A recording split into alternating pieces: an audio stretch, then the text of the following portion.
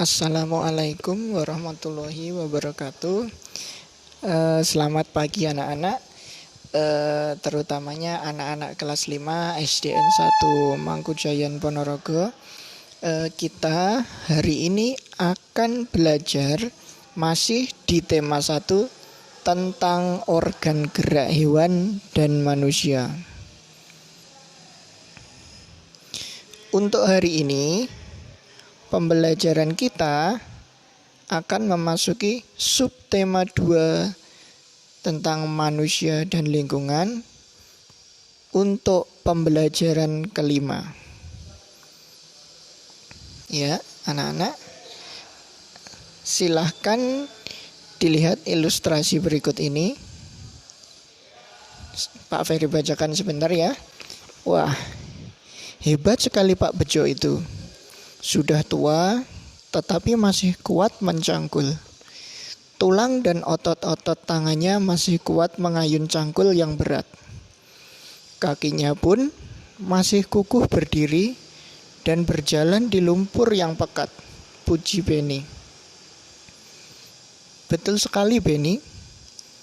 Pak Bejo sudah terbiasa melakukan hal tersebut sejak remaja. Dia pun melakukannya sebatas dengan kekuatan dan kemampuannya.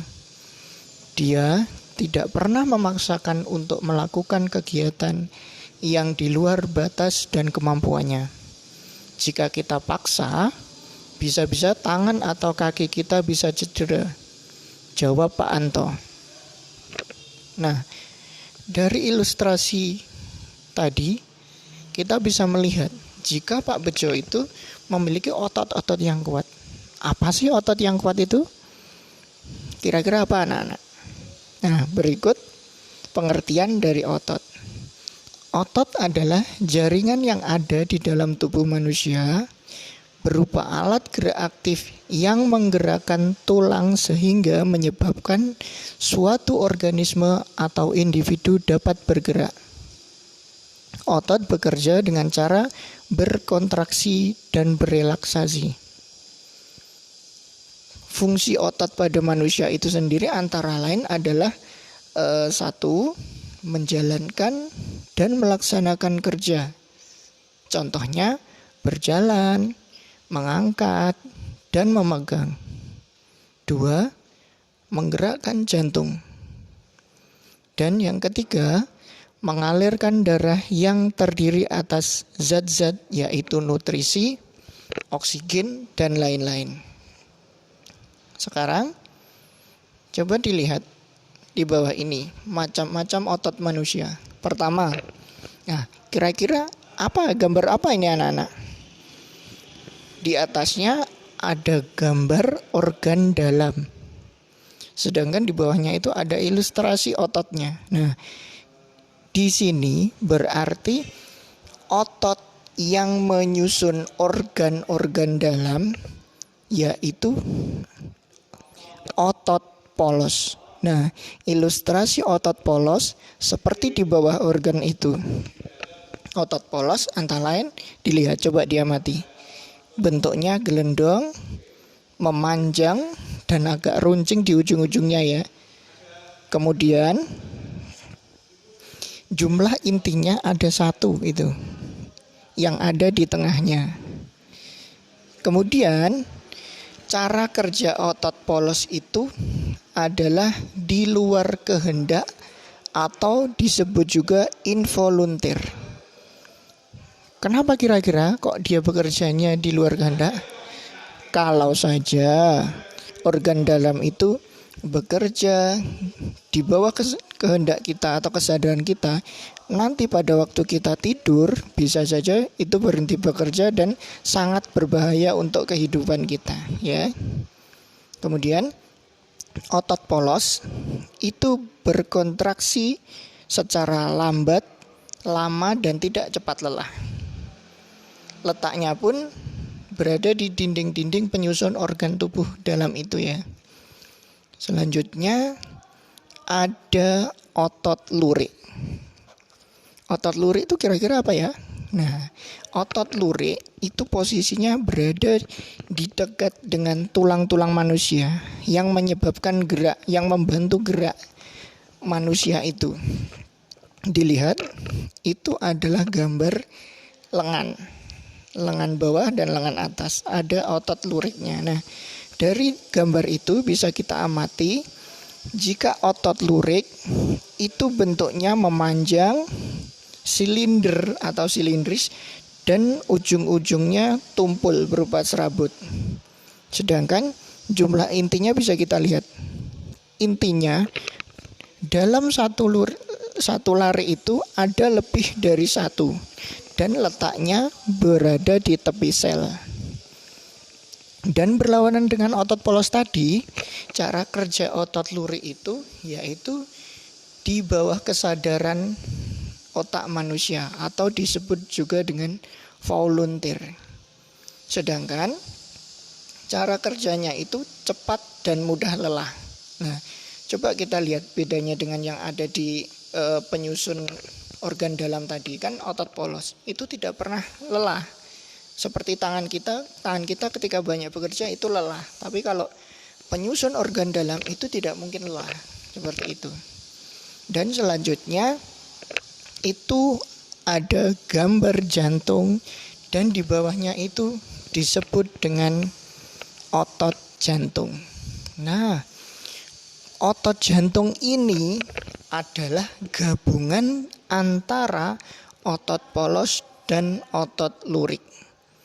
Bentuk selnya memanjang, silinder, serabut, dan bercabang-cabang. Dilihat, itu intinya banyak, tapi ada di tengah-tengah, dan itu semuanya itu menyatu menjadi satu. Nah, kemudian cara kerjanya itu seperti organ dalam, yaitu di luar kesadaran kita, di luar kesadaran otak. Sedangkan cara kerjanya dia kuat dan berirama. Jadi jantung itu kan gunanya untuk memompa darah. Jadi kerjanya itu selalu kuat dan berirama. Nah, demikian. Kemudian berikutnya bisa kita lihat rangkuman atau perbandingan dari ketiga jenis otot tadi. Nah, seperti ini ya. Nah, bentuknya lebih jelasnya daripada ilustrasi yang sebelumnya bisa kita lihat di bawah. Dan perbandingannya seperti yang Pak Ferry katakan tadi, penjelasannya sudah sama. Nah, selanjutnya kita lihat gambar berikut ini. Nah, kira-kira ini kan gambar manusia secara keseluruhan. Gimana? Kamu bisa nggak kira-kira menyatakan di mana letak otot-otot itu berada? Coba kita lihat bersama. 1. Otot polos itu kalau kita hubungkan, itu bisa kita hubungkan dengan organ dalamnya.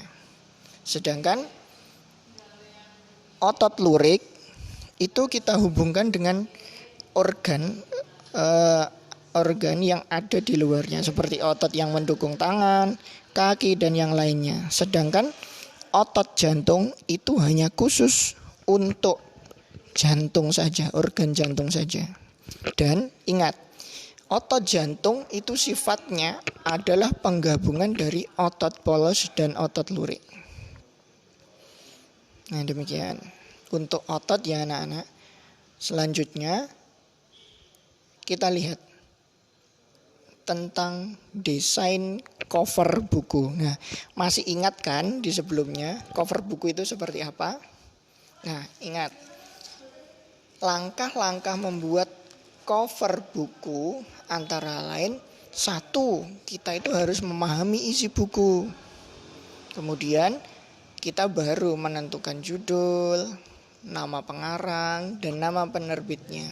Dan jangan lupa untuk menarik pembacanya itu sendiri, kita harus mendesain sedemikian rupa. Contohnya kita berikan gambar yang sesuai, kita berikan hiasan atau warna yang sesuai.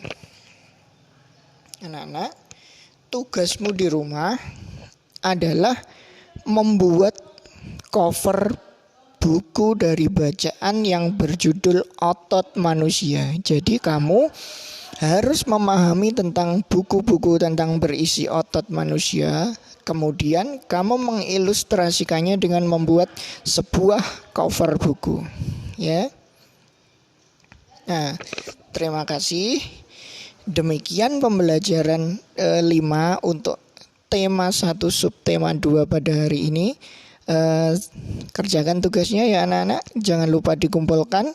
Bisa dikumpulkan melalui email ataupun WhatsApp langsung ke Pak Ferry. Terima kasih.